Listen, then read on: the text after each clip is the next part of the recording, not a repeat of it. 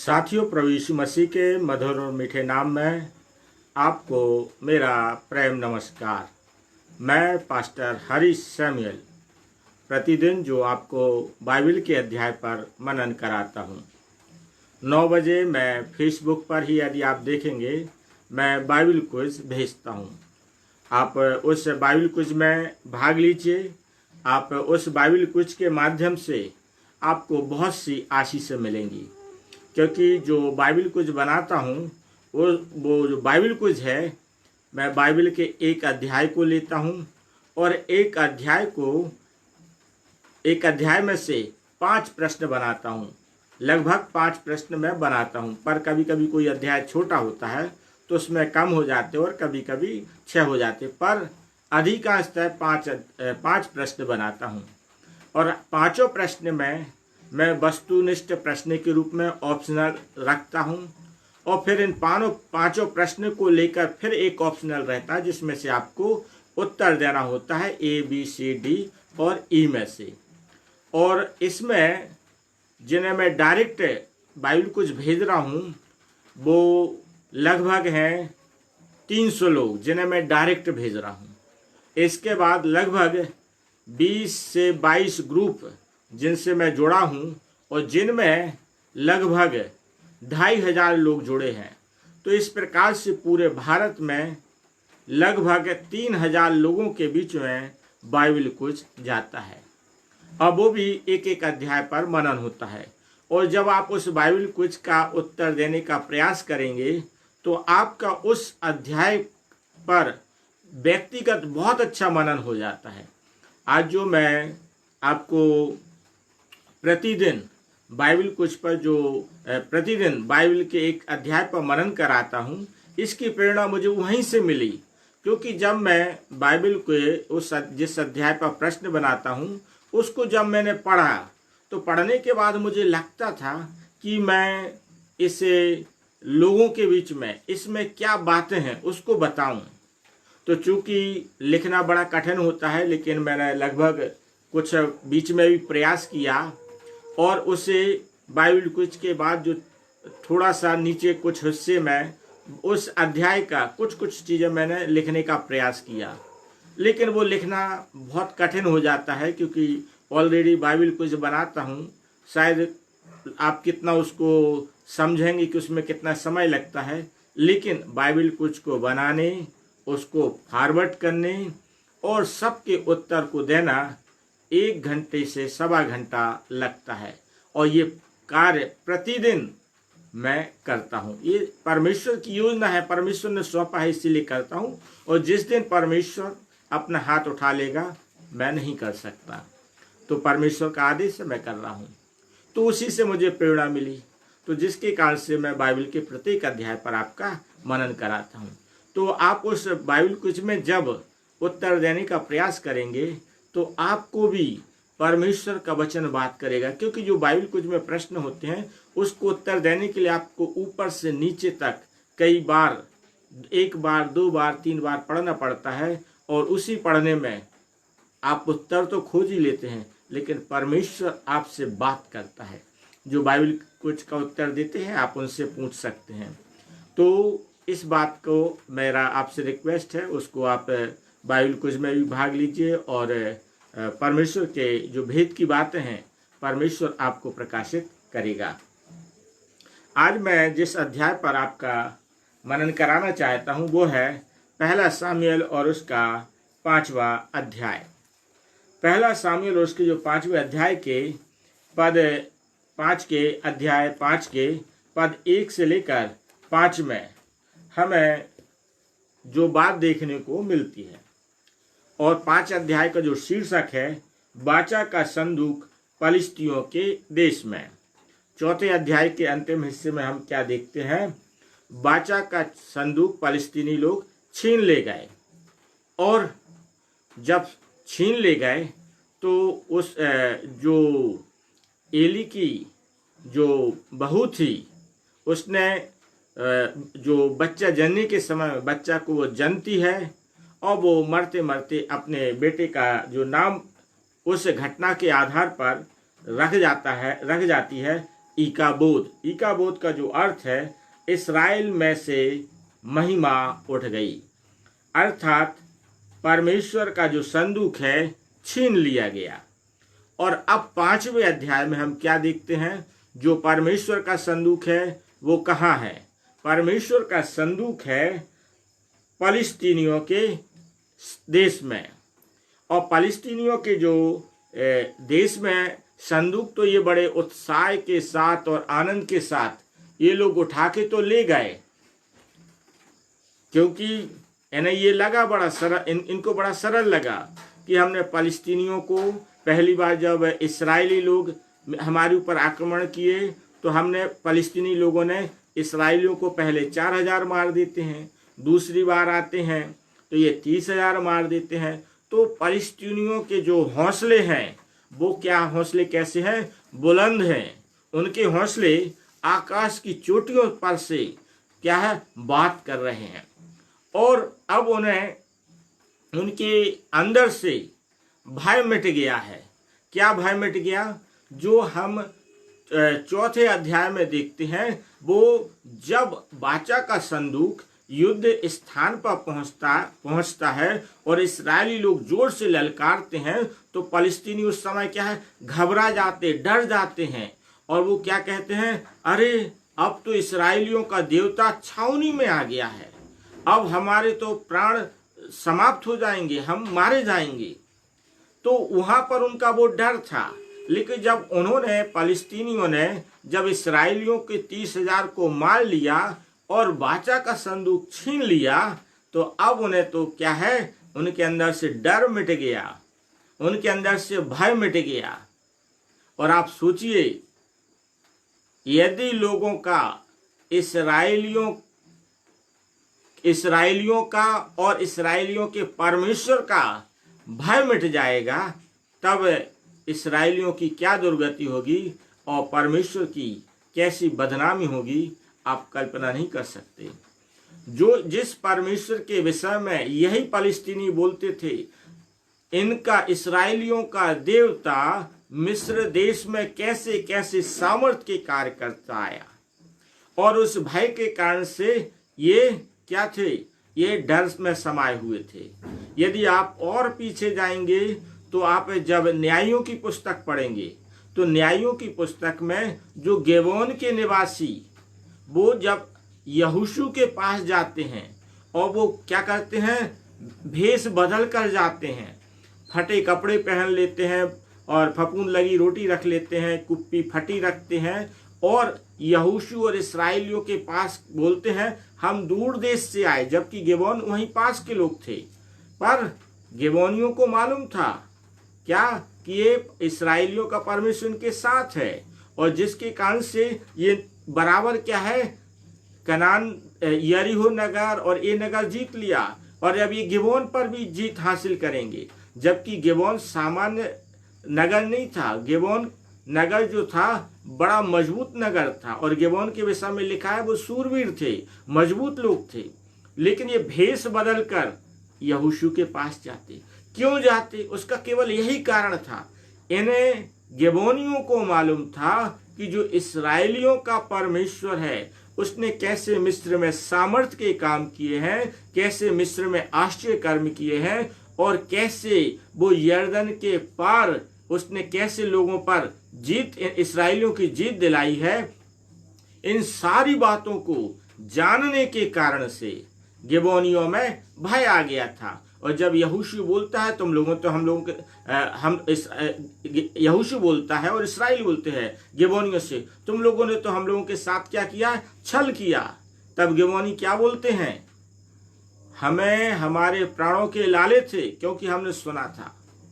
तो ये सोचिए, अन्य जातियों को जो बोलते हैं हमें हमारे प्राणों के क्या है? लाले पड़े हैं, हमारे प्राण शक्ति में आ गए हैं।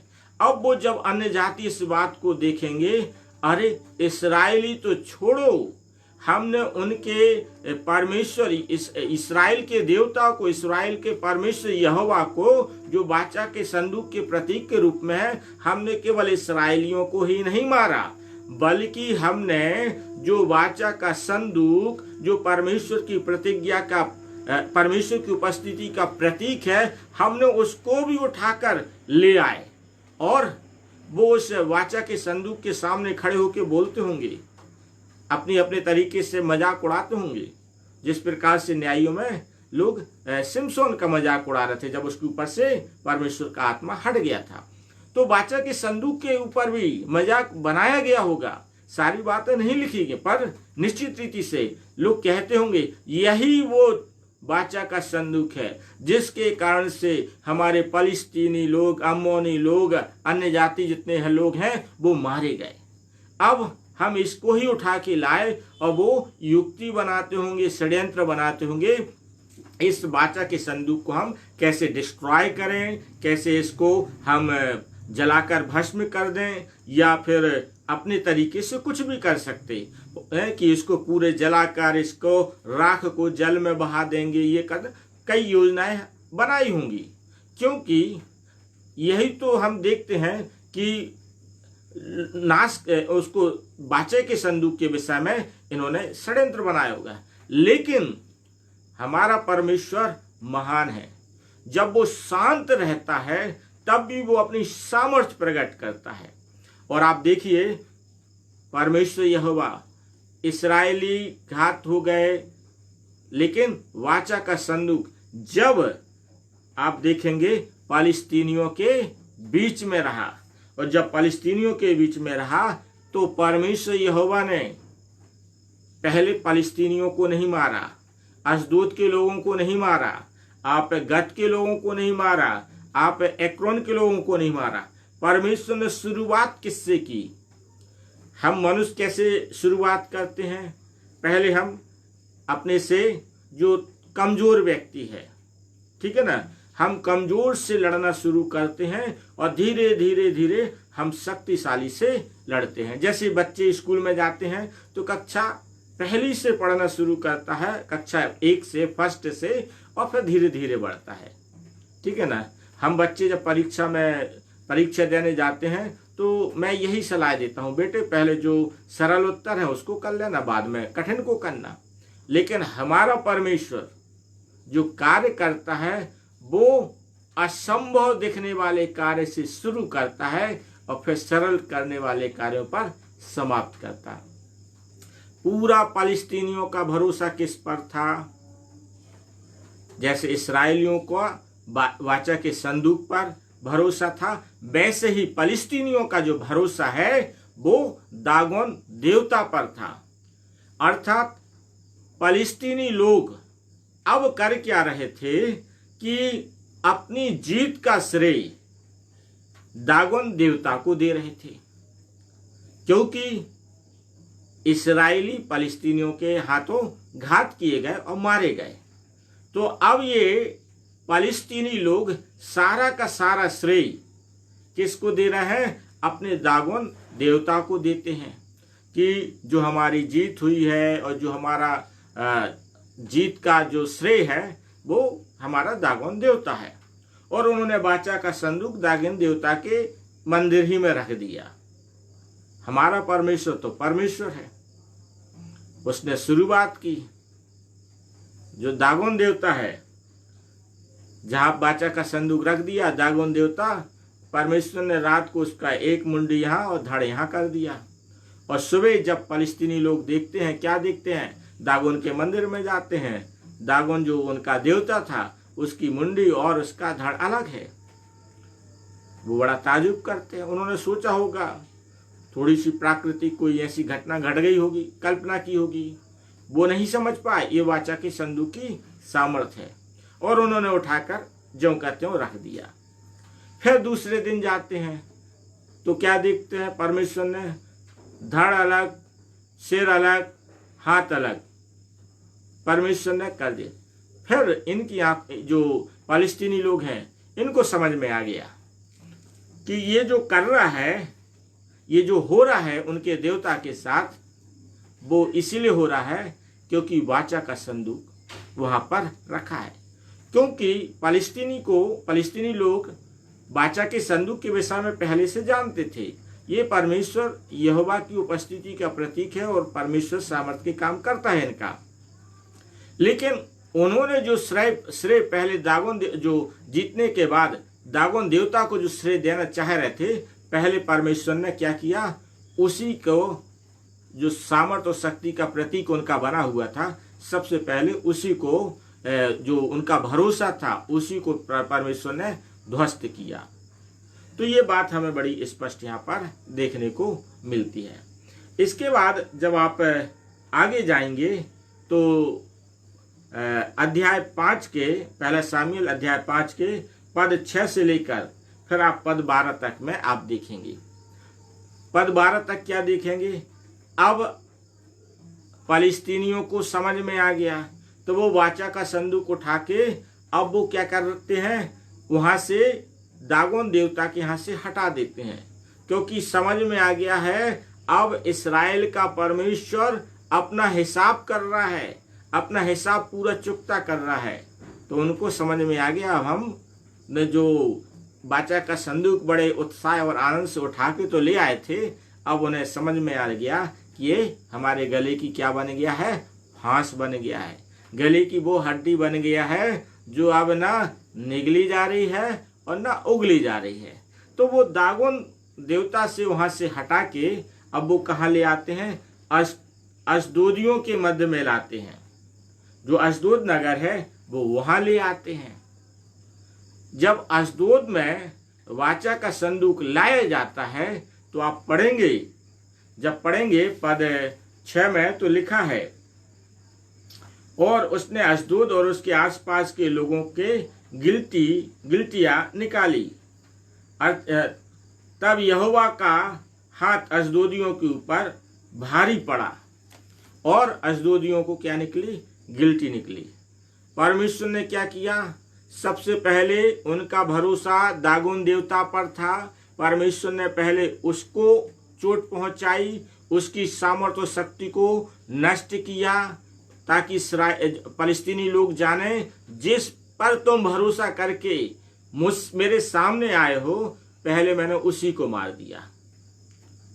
तो अब अशदोदी जो लोग हैं, जब वहां पर वाचा का संदूक रखा गया, परमेश्वर ने उनको भी मारा। लिखा है गिलटियां निकली, और जब गिलटियां निकली तो उनको भय समा गया, डर समा गया, और समझ तो गए कि कहीं ना कहीं वाचा का संदूक है।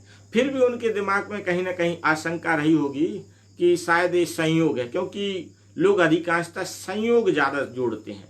लेकिन हमारे परमेश्वर यहोवा का कोई भी काम संयोग से नहीं होता। हमारा परमेश्वर हर काम प्लानिंग से करता है। चाहे आप उत्पत्ति का पहला अध्याय पढ़ लीजिए और चाहे आप कोई सी भी घटना उठा के आप पढ़ लेंगे, हमारा परमेश्वर बिना योजना के, बिना प्लानिंग के कुछ नहीं करता। हर बात में उसकी प्लानिंग होती है। तो अशदोद में जब वाचा का संदूक रहा तो वहां पर गिलटी निकली। फिर इसके बाद आप देखेंगे वहां से वाचा का संदूक गत में ले जाया गया, तो गत के लोगों में गिलटियां निकलती हैं। और फिर वहां से घुमाकर जब एक्रोन में ले जाने लगे वाचा का संदूक, तो एक्रोन के लोग क्या करने लगे, चिल्लाने लगे और मना करने लगे कि हमारे मध्य में वाचा का संदूक ना लाया जाए। क्यों? क्योंकि वाचा का संदूक अब कर क्या रहा है, परमेश्वर अब उन फलिस्तीनियों को क्या कर रहा है, घर में घुसकर हमारा परमेश्वर क्या कर रहा है, फलिस्तीनियों को उनके घर में घुसकर उनके नगर नगर में उनको घात कर रहा है, गिलटियों के माध्यम से घात कर रहा है। तो ये चीज बहुत अच्छी रीति से हमें समझने की आवश्यकता है। जीवते परमेश्वर के विरुद्ध में कोई भी जाता है, परमेश्वर घर में घुस के मारता है। परमेश्वर सामान्य रीति से नहीं छोड़ता। सबसे पहले किसे मारता है, जिस पर आपका सबसे ज्यादा भरोसा है। सबसे पहले परमेश्वर आपके भरोसे को, जो आपको संसारिक रीति से भरोसा, उसी को तोड़ देता है। पर धन है ऐसे लोग, इतना होने के बाद भी उनकी आंखें नहीं खुलती। आज आप संसार में देखिए, आज भी लोगों की आंखें नहीं खुली हैं। यदि आप इसको आज के संदर्भ में देखें, जीवता परमेश्वर, लोग जीवते परमेश्वर के पीछे नहीं चलते हैं। आज भी लोग क्या है, अंधे हैं, दिमाग से बुद्धिहीन है। और पौलुस इस बात को कहता भी है, ये निर्बुद्धि लोग हैं, जीवते परमेश्वर को छोड़ देते हैं। और आप देखें तो आप उन्हें क्या कहेंगे, बुद्धिमान कहेंगे कि मूर्ख कहेंगे? कि एक जो व्यक्ति कहता मैं बुद्धिमान हूं, है, मैं देख सुन सकता हूं, लेकिन वो जानवरों से भी गया बीता है। कई बार व्हाट्सएप पर बड़े अच्छे वो तर्क के साथ लोग बात करते हैं। तर्क के साथ क्या बात करते हैं कि एक व्यक्ति क्या है, चूहे से, जो मिट्टी का चूहा है, ठीक है ना, उससे डर जाता है, ठीक है ना, लेकिन जिंदा चूहे को बिल्ली खाके ठिकाने लगा देती है। तो आप सोचिए, इस संसार के हाकिम ने, शैतान ने, जो मनुष्य की आंखें हैं इतनी अंधी कर दी है कि वो व्यक्ति पत्थर से कहता है तू मेरा देवता है, और पत्थर से बोलता है। पत्थर को वो क्या करता, दूध चढ़ाता। मैं फिल्म नहीं देखता हूँ, लेकिन फिर भी कुछ ऐसी फिल्में होती हैं जिन्हें मैं कहूँगा, मैं तो इस बात को कहूँगा आप भी देख सकते हैं। 2 पिक्चरें बहुत अच्छी आई। एक पीके, जिसने धर्म का मजाक उड़ाया है, लेकिन ये मजाक उनके लिए है जो धर्म का धंधा कर रहे हैं, लेकिन कहीं ना कहीं कुछ बातें उन्होंने सच्चाई बताई हैं, और कुछ मनोरंजन के कारण से उन्होंने धर्म का मजाक उड़ा दिया, जिसकी मैं भी निंदा करता हूँ, लेकिन जो बातें अच्छी वो समझना है। और एक और पिक्चर है ओ माई गॉड, जिसमें वो खुद जो उसमें हीरो बने हुए हैं, वो क्या बोलते हैं कि मैं एक दिन दूध लेकर मंदिर में गया, तो मैं क्या सोचा वहां कोई पीने वाला होगा, पर वहां कोई पीने वाला नहीं था। लेकिन वो कहाँ जाता है, वो देखता है, कहता है ये तो नाली में जा रहा है। तो वो कहता है ये दूध मैंने वहां चढ़ाने से अच्छा मैंने क्या किया, एक गरीब व्यक्ति को पिला दिया, जरूरतमंद को पिला दिया, और उसने मुझे क्या दी, दुआएं दी। तो इस संसार के हाकिम शैतान ने आज भी मनुष्यों की क्या कर दी है, आंखें बंद कर दी है। वो जीवते परमेश्वर को छोड़कर किन में देवता ढूंढ रहा है, पेड़ों में देवता ढूंढ रहा है। किस में देवता ढूंढ रहा है, पत्थरों में ढूंढ रहा है, चांद तारे में ढूंढ रहा है, सूरज में ढूंढ रहा है। क्यों? शैतान ने इनकी आंखें बंद कर दी। और परमेश्वर प्रतिदिन अपनी सामर्थ्य को प्रकट कर रहा है, प्रतिदिन अपनी सामर्थ्य को प्रकट कर रहा है कि लोगों की आंखें खुल जाएं। लेकिन लोग अंधे हैं, जैसे ये फालिस्तीनी लोग अंधे हैं। आज जो कोरोना वायरस का बड़ा कहर चल रहा है, याद रखिए ये मनुष्य के पापों का भी परिणाम है। ये मानव निर्मित बोलते हैं कि मानव द्वारा बनाया हुआ वायरस है। ये मानव द्वारा हम संसारिक बुद्धि से कह सकते हैं, क्योंकि परमेश्वर तो सारी चीज़ों को बनाने के लिए मनुष्यों को ही तो इस्तेमाल करता है। तो इस बात को देखिए, परमेश्वर इन सारी चीज़ों से सिखाना चाहता है कि जहाँ पर आपकी साइंस फेल है, जहाँ पर आपके सारे उपाय फेल हैं, वहाँ पर परमेश्वर अपनी सामर्थ्य को प्रकट करता है। तो आप इस बात को मुझे और आपको समझने की आवश्यकता है। हमारा जीवित परमेश्वर हमारे साथ सदैव रहता है, हमारी ओर से लड़ने को तैयार रहता है, इस्राएलियों की ओर से लड़ने को तैयार रहता है। लेकिन इस्राएली इसीलिए हारे थे क्योंकि वो परमेश्वर से जो योजना है उससे पूछकर नहीं लड़े, और परमेश्वर की मनसा थी एली के दोनों बच्चे होप्नी और पीनहास मारे जाए, क्योंकि उनका पाप परमेश्वर की दृष्टि में भारी हो गया था। तो परमेश्वर अपनी योजना के साथ चल रहा था। और फलस्तीनी लोग भी जाने कि उनके अंदर जो भय है वो जायज भय है। मैं वैसा ही परमेश्वर हूं जैसा वो सोचते थे। ये नहीं कि उन्होंने वाचा का संदूक उठा लिया तो अब नहीं हूं, मैं वैसा ही परमेश्वर हूं। तो वो पूरा फलस्तीनी लोग जाने। और हम वहां पर देखते हैं कि परमेश्वर ने सामर्थ के काम प्रकट किए। इसके आगे का जो 6वें अध्याय का है, जिस पर मैं कल आपको उस पर मनन कराऊंगा। तो आप इस बात को स्मरण रखिए, हमारा परमेश्वर सामर्थी है और आप उसकी सामर्थ पर संदेह न करें और अपने परमेश्वर की महिमा अन्य देवी देवताओं को ना दें, क्योंकि ये बड़ा भयानक पाप है। कई बार मुझे बड़ा दुख लगता है जब लोग अपने, और मैं कई बार बोलता हूँ और मैं बोलता रहूँगा, क्योंकि मुझे बड़ी जलन होती है जब जीवते परमेश्वर के लोग अन्य जाति के देवी देवताओं के पास जाते हैं, उनसे फुकवाने जाते, उनसे पूछने जाते हैं, उनसे जादू टोना टोटका कराने जाते हैं और बच्चों को काला टीका लगाते हैं। याद रखिए, यदि आप अपने बच्चों को काला टीका लगाते हैं तो आप अपने बच्चों को श्रापित बनाते हैं, आशीषित नहीं बनाते। आपको यदि लगाना है तो प्रभु यीशु मसीह के लहू का टीका लगाइए। रोज सुबह प्रभु से अपने बच्चों के लिए प्रार्थना कीजिए, प्रभु के लहू का छिड़काव मांगिए, उसकी सामर्थ्य मांगिए। आप अपने बच्चों के जीवन में आशीष देखें। परमेश्वर आप सबों को आशीषित करे। आइए हम प्रार्थना में जाएंगे। हमारे परम पवित्र सामर्थी परमेश्वर यहोवा, प्रभु यीशु नासरी के नाम से एक बार फिर आपके पास आते हैं।